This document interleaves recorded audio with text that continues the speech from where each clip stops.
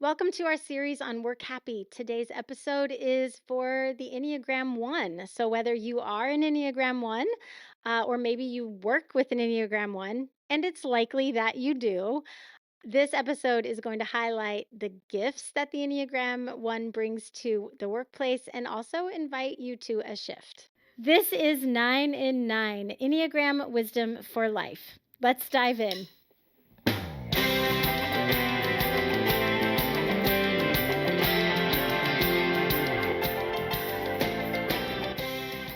So the Enneagram 1 brings a lot of gifts to the workplace. They are disciplined and organized. They follow through, do what they say they're going to do, and they have an amazing way of seeing how to improve systems and people. This means that Enneagram 1s can be amazing managers or leaders if they use their ability to see what can be improved and how to get there. If they use that in a positive and encouraging way with the people on their teams, this can be a huge asset to any workplace. So I want to invite you to listen to Julie, who's an Enneagram 1, and she is a school administrator.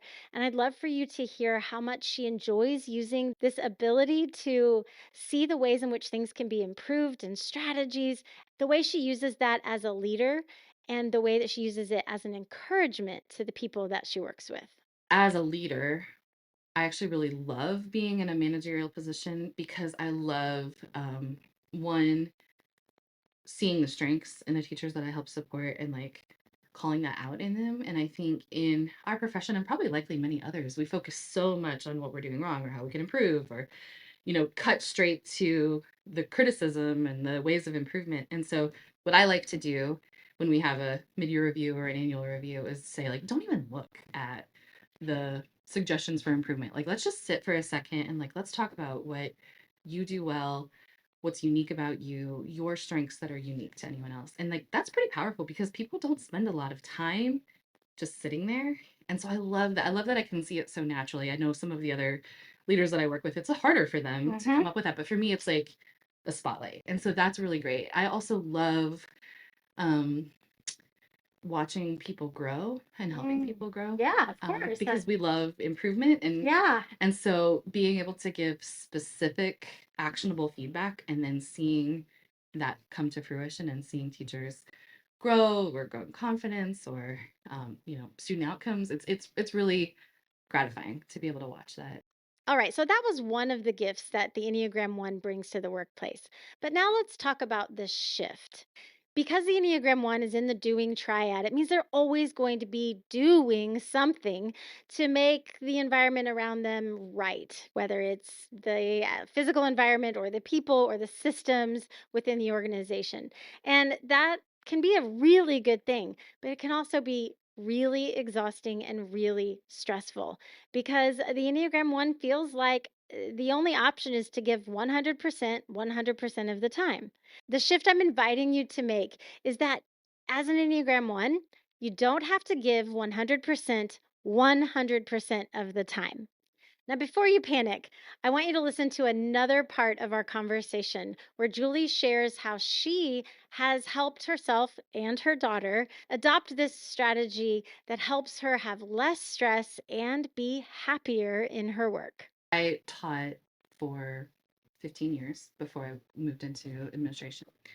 And teaching is the kind of job where like there's always more and more and more to do. And so for me, I felt like I had to give 100% to everything all the time. So I would spend hours grading or hours lesson planning and making sure like every lesson was perfect. And quite honestly, it was exhausting because I couldn't keep up with that pace. And what I didn't realize at the time was this drive to make everything perfect at work was having a detrimental effect on other areas of my life because I Hmm. was spending so much time um, almost obsessing about that. And what I've learned is you don't have to give 100% to everything. You can pick and choose. This is a project that'll kill. Like, I want to nail it, right? This is something that I really do want to give my all to. But you know what? This over here, I don't necessarily have to. And nobody's going to set those boundaries for me. Nobody's going to make those decisions for me. Pick and choose what you give 100% to. Hmm. If you're spending all of your energy trying to make a perfect product or spending all of these hours trying to make your work perfect, um, you will never have anyone at work tell you to hold back, right? Right. Because we're praised for going above and beyond. Right. However, it will impact other parts of our lives. And nobody at work is going to tell us to cut back. So Sure. we have to do that for ourselves.